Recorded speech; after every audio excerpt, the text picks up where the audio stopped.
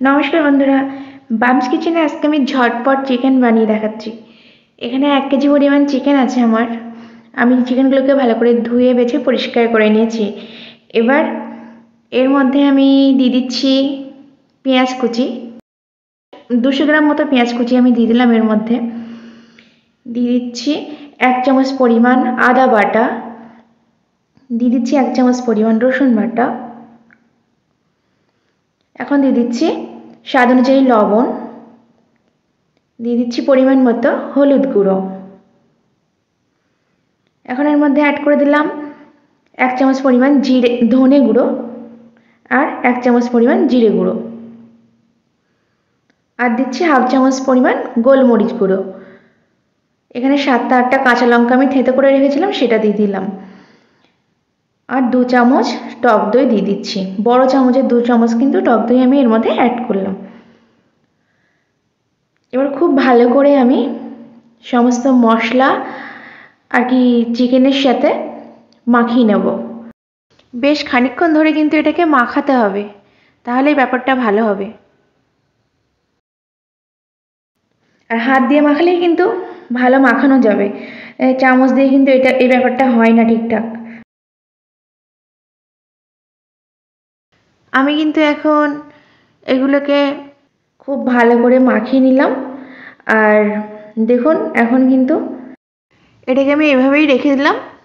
এবার রান্নাঘরে চলে যাব আর পরের প্রসেসটা শুরু করব। তো আমি রান্নাঘরে চলে এসেছি, কড়াই বসিয়ে দিয়েছি। আর কড়াইতে দিয়ে দিচ্ছি এখন পরিমাণ মতন তেল। এখানে আমি সর্ষের তেল অ্যাড করলাম। আর দিয়ে দিলাম হাফ চামচ পরিমাণ গোটা জিরে আর 2টো শুকনো লঙ্কা ফোড়নে। এবার ফোড়নটা আমি ভেজে নিলাম। এর মধ্যে এবার আগে থেকে ম্যারিনেট করা মাংসটা অ্যাড করে দিচ্ছি। ফটাফট কিন্তু এই রেসিপিটা রেডি হয়ে যায়, মিনিট 20-এর মধ্যে কিন্তু মাংসটা তৈরি হয়ে যায়। এবার আমি ভালো করে এটাকে কষিয়ে নেব। কষাতে কষাতে অর্ধেক সেদ্ধ হয়ে যাবে। অনেক সময় কি হয়, খুব তাড়াতাড়ি চিকেন রান্না করে নিতে হয়, হাতের সময় থাকে না।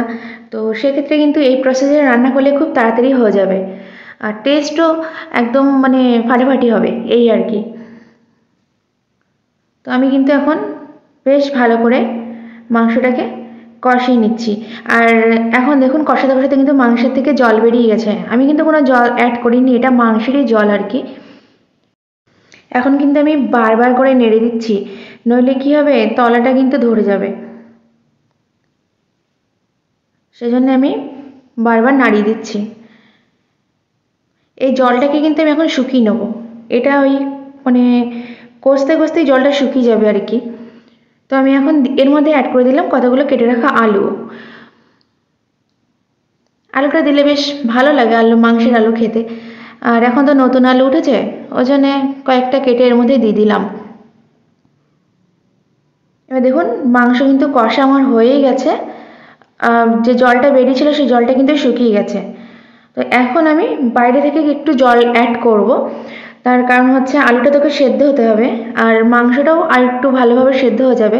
সেই জন্য আমি মোটামুটি যতটা ঝোল হবে সেই পরিমাণে জল অ্যাড করে দিলাম। জলটা দেওয়ার পরে একটু নাড়িয়ে নিলাম।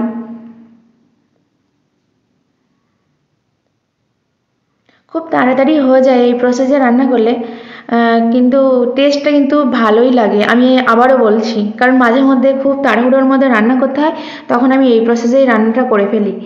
দেখুন এখন কিন্তু ঝোলটা একদম গড়গড় করে ফুটছে। আর যে যতটা ঝোল রাখবো আমি সেই পর্যন্তই আর কি ফুটিয়ে ততক্ষণ আর কি ফোটাবো। ফুটিয়ে একটু ঝোলটা কমে গেলে তখন কিন্তু গ্যাসটা আমি অফ করে দেবো। তো ঝোলটা আমার অনেকটাই কমে এসেছে। এখন এর মধ্যে আমি দিয়ে দিচ্ছি গরম মশলা। আর গরম মশলা অ্যাড করে একটু নাড়িয়ে নিয়ে আমি কিন্তু গ্যাসটা অফ করে দেবো। আমার চিকেনটা এমনিতে রেডি হয়ে গেছে। গ্যাসটা আমি একদমই অফ করে দিয়েছি। কত সুন্দর একটা কালার এসছে। অল্প তেল দিয়েছিলাম কিন্তু উপরে তাও তেল ভেসে ভেসে উঠেছে। তো আমার রেসিপিটা কমপ্লিট। আবার অন্য কোনো রেসিপি নিয়ে খুব তাড়াতাড়ি চলে আসবো। আজকের মতো বিদায় নিচ্ছি। টাটা সকলকে।